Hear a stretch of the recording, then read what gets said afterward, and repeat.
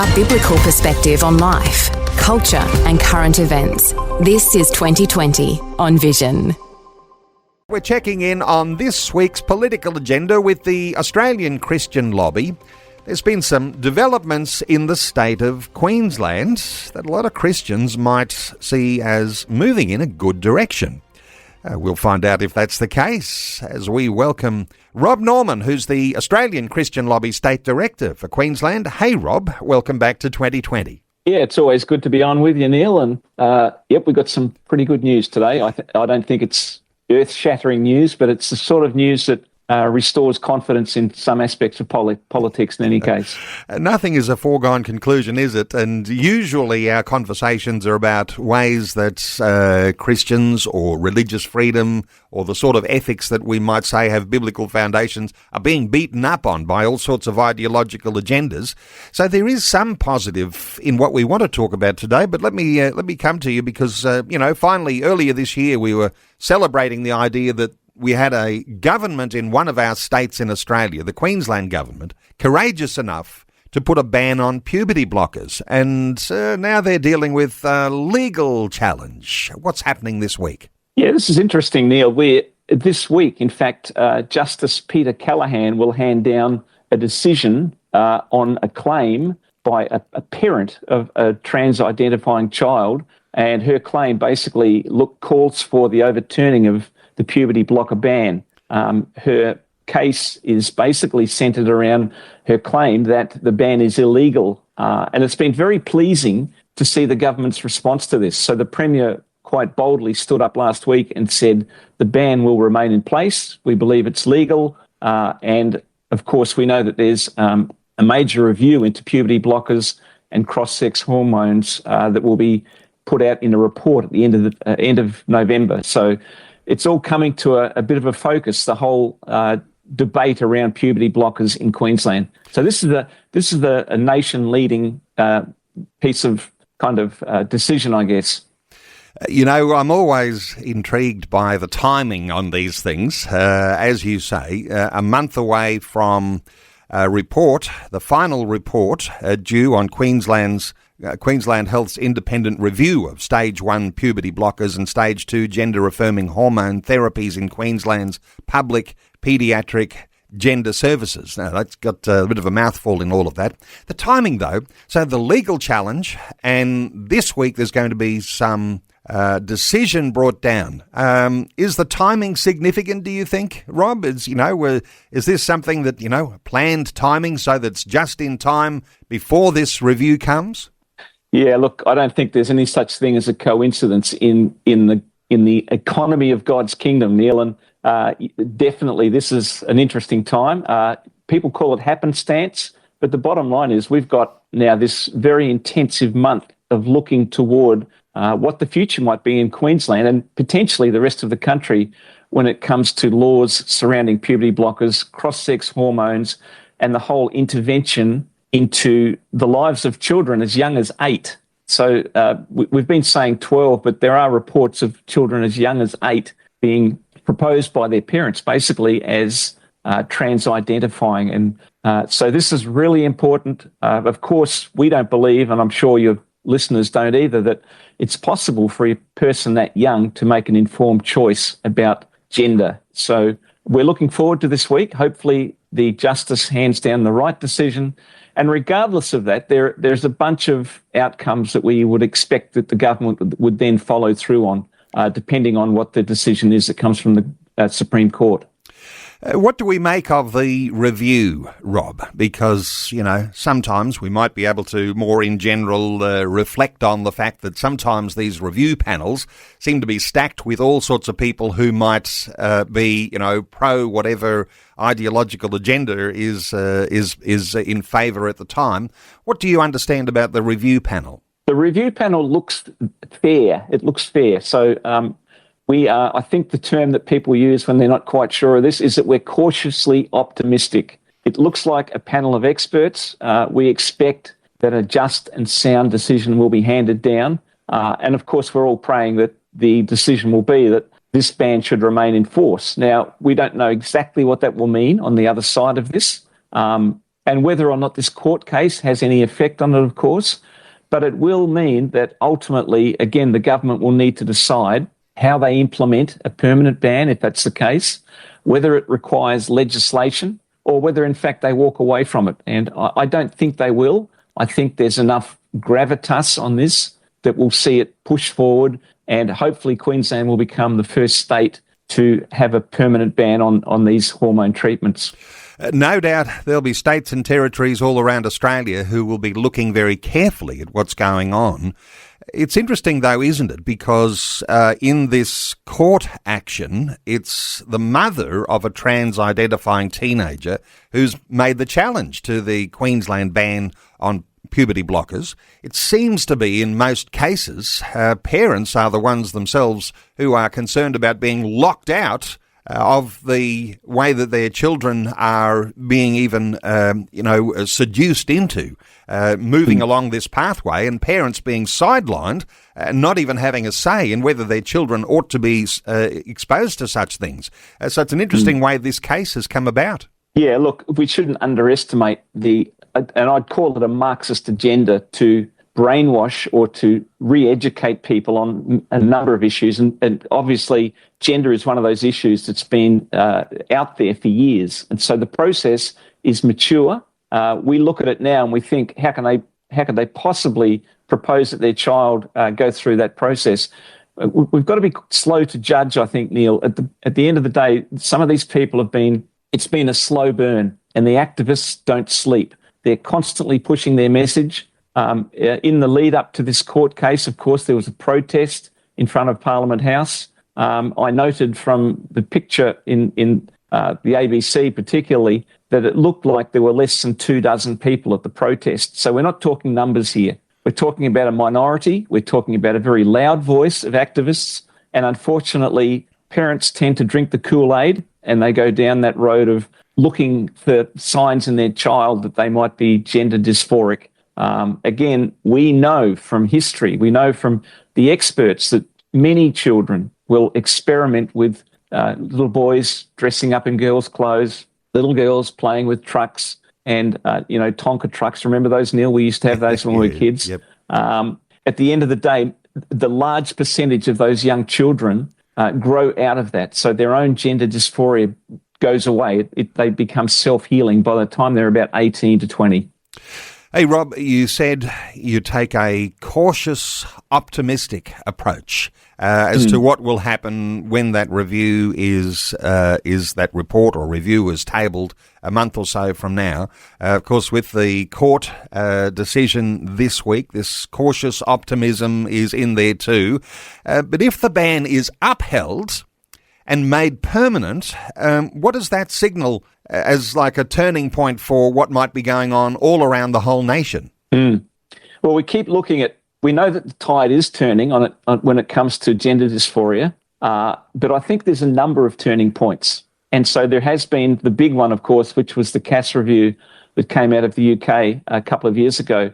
That's triggered a whole discussion around the globe. And so now we've got countries like the UK, the US, some European countries, Italy's looking at it now, and they're all winding back their laws on these kinds of drugs.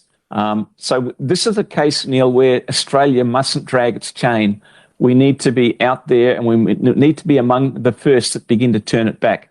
Because I fear, and I'm sure many of your listeners fear, for the next generation, where we see kids that are permanently locked into these changes, and that'll trigger a whole new round of court cases. So we don't want that to happen. We want this to bring change, and I'm optimistic that other states will follow the Queensland route if the ban is upheld. You know, in your backyard there, in the state of Queensland, Rob, there's an adolescent psychiatrist, Dr. Gillian Spencer. She was suspended because of her own reaction to what was going on with the gender-affirming models and such things. Does this court case and ultimately this review being tabled in a month or so from now, does that have any sort of bearing, do you think, on her standing? Yeah, so the current situation, in my understanding, Neil, is that Dr. Spencer is now under suspension. So I'm not sure what she keeps being issued with new show cause notices, and then the government intervenes and so forth. I think she's been sort of falsely terminated and then reinstated.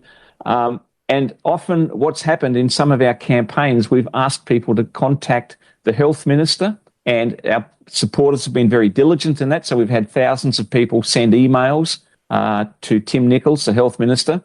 And generally his responses are quite similar in as much as he says he can't do anything until this review is tabled and it's reviewed, looked at. So we're very hopeful that at the end of this month, at the end of November, I should say, that will then trigger another sequence of events that basically secures Dr. Spencer's future. We're very hopeful of that. Again, nothing is certain in politics, but it would be a great outcome if she was reinstated and puberty blockers were done away with once and for all, and Queensland could continue on being the best state in Australia. And meanwhile, there are other states and territories where parents still have no say about their children being adopted into programs where puberty blockers are being applied, as I understand it. But in the state of Queensland right now, as we speak, this ban remains in place until this review is tabled. Is that the way it looks in Queensland? That's correct, yeah. And the whole ban was triggered because of findings in the Cairns hospital where there was inappropriate prescription of these drugs, and there were rumours and probably some press talk also around children being transitioned without their parents' consent. We're fairly certain that was happening, and obviously the media agrees with that. So, yeah, this is a really important one. Okay, there was likely overreach when it came to the application of those puberty blockers and children being brought in there and parents perhaps being left on the sidelines without any say whatsoever. Hey, there's a whole lot of things. There's another issue that's going on in the state of Queensland where the Queensland government's recently banned community pill testing across the state.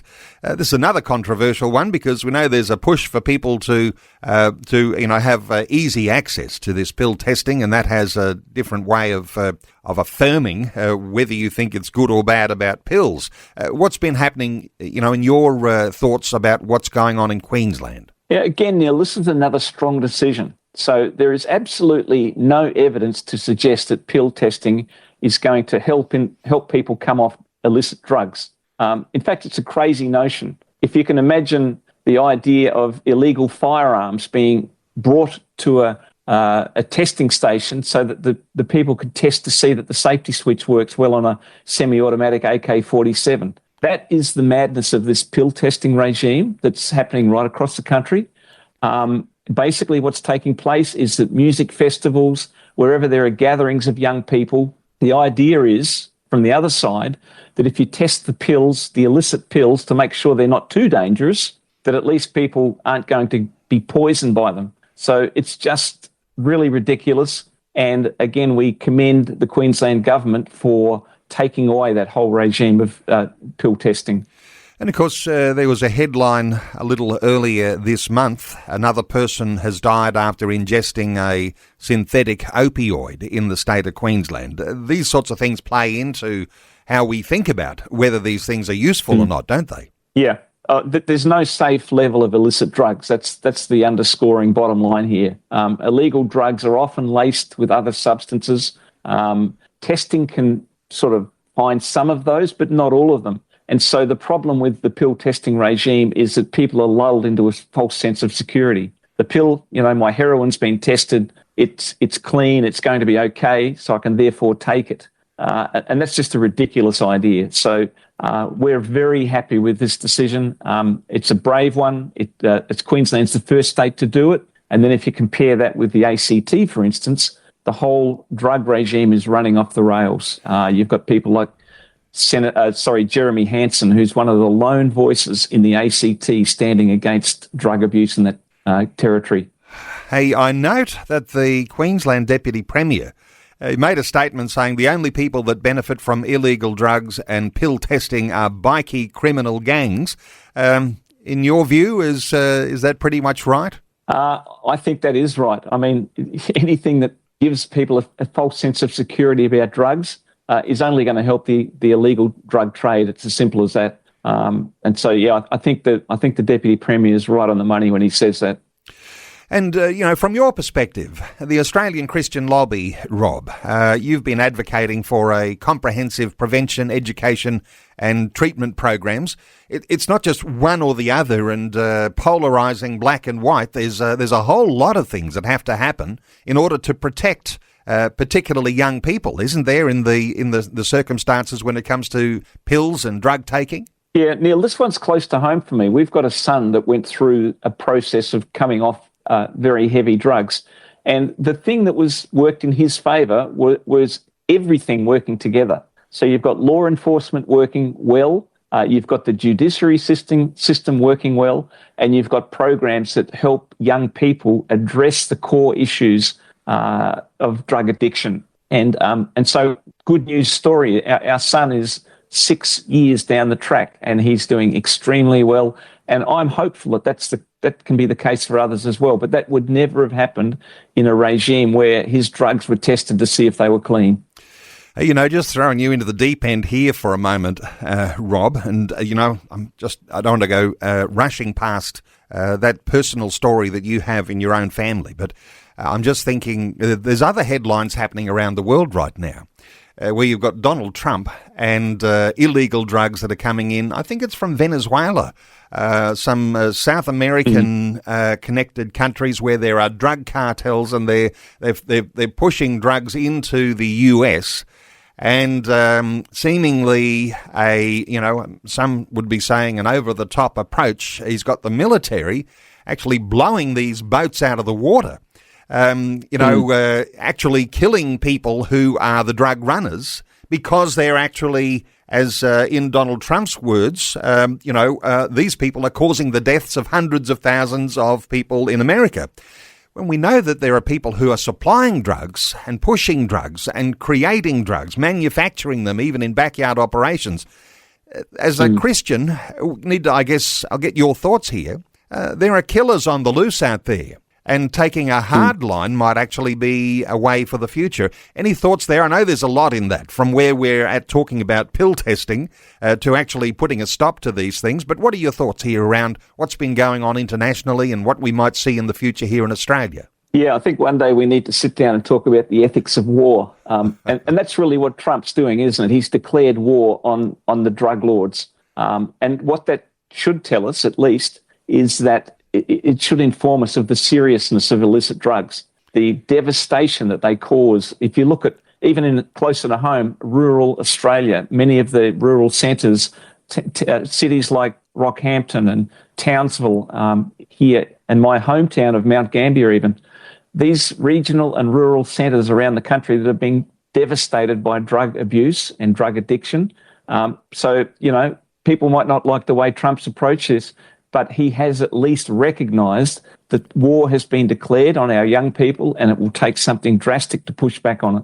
And so whether you think it's a good thing or not, he has raised the bar a little. He's said this is a very serious problem. Something has to be done to deal with it. Let's try this approach. And not everyone might agree with that, but he has raised the concerns of people, I guess, around the world. I mean, here you and I are talking about it today, and it's a serious issue. And as we've had on conversations on this program, Rob, over the years now, there is no such thing in Australia anymore as a war on drugs. There is no. It's like we've rolled over and we've let drugs. In fact, even in your state of Queensland, as in places like the ACT, and I think Victoria, where the decriminalisation of all of these very, very hard drugs, cocaine and heroin, these things are now decriminalised. And that's hard to believe for a lot of people when they hear that the first time. It absolutely is, Neil. I was on the other side of the decriminalisation in the ACT, so I was working with people like Jeremy Hansen, and the police were against that bill when it came in. It's a ridiculous idea that people can legally carry, I think, 30 hits of an illicit drug like heroin and not have consequences for it. We just have to clamp down on it. And thankfully, this Queensland thing is a first step towards that. Okay. And, in some states and territories, a 3 strikes rule before you get a slap on the wrist. Maybe that's not good enough if you characterise someone who is pushing drugs as putting your own children's lives at risk. Hey, Rob Norman is the ACL State Director for Queensland, and it's been a conversation about good news that's happening in the state of Queensland. It's not without challenge, and those things are coming even as early as this week when a decision will be handed down around that court issue. Rob Norman is the ACL State Director in Queensland. You'll find all sorts of resources on the ACL website, and I always encourage listeners, check out what's on that ACL website. Support these guys who are doing a frontline good work representing Christian values to our political elites. acl.org.au. And Rob Norman, always appreciate your great, clear insights into what's going on. Thanks so much for joining us today on 2020. Love your work, Neil. Keep it up. Thanks for taking time to listen to this audio on demand from Vision Christian Media. To find out more about us, go to vision.org.au.